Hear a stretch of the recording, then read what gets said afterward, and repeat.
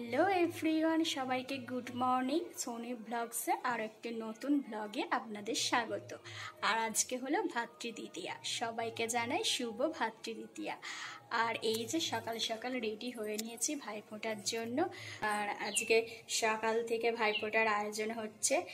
আর চলো সারা দিনটা কি করি তো তোমাদের জানাতে থাকবো, আর সঙ্গে দেখো আর চ্যানেলটাকে সাবস্ক্রাইব করে দিও।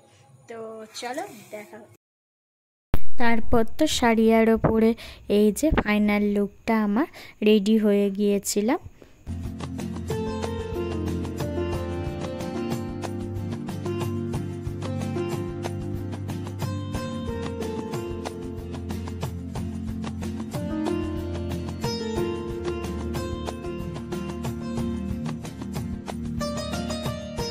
তারপর তো দুই ভাই এসে গিয়েছিল ভাই ফোঁটা নেওয়ার জন্য।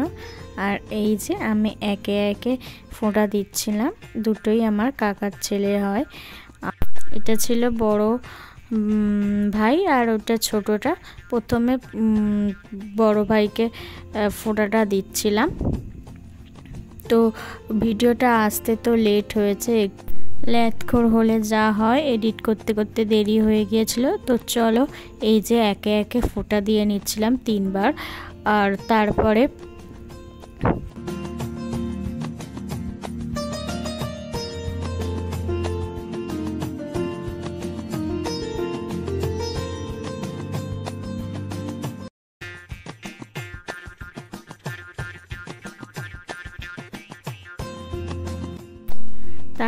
ওকে আশীর্বাদও করে দিচ্ছিলাম।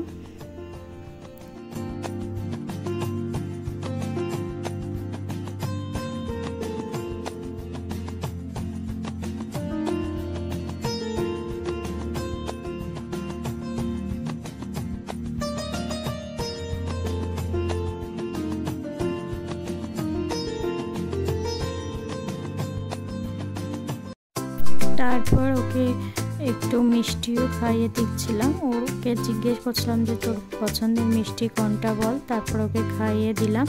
আর তারপর চলে গেলাম ছোটোটাকে ফোঁটা দিতে। ওকেও এই যে ফোঁটা দেওয়া শুরু করলাম, 3 বার তো দিলাম ফোঁটা। তারপর সবাইকে আশীর্বাদ করে দিলাম। আর ওর সঙ্গে সঙ্গে একটু ফটোও তুলে নিলাম, যা স্মৃতি হয়ে থেকে যাবে আর কি সারা বছরের মতো। আর এই যে ফোঁটা দেওয়া শুরু হয়ে গেছে।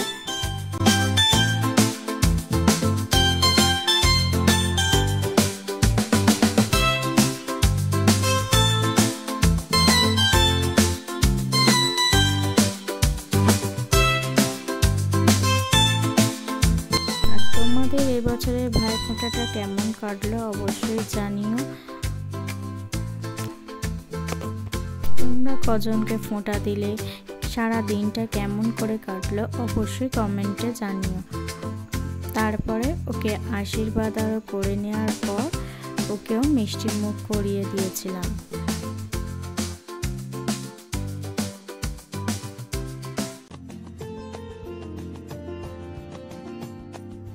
তারপরে ওকেও ওর পছন্দ মতো মিষ্টিটা খাইয়ে দিলাম। ওকে জিজ্ঞেস করলাম তোর কোনটা পছন্দ। আর আমাদের 4 বোন, মোটামুটি সবাই ওদেরই ফোঁটাটা দেয়। যেহেতু আমার নিজের ভাই নেই, তাই জন্য কাকার ছেলেরই ফোঁটা দেওয়া হয়। তো তারপরে একে একে গিফটটা দিয়ে দিলাম।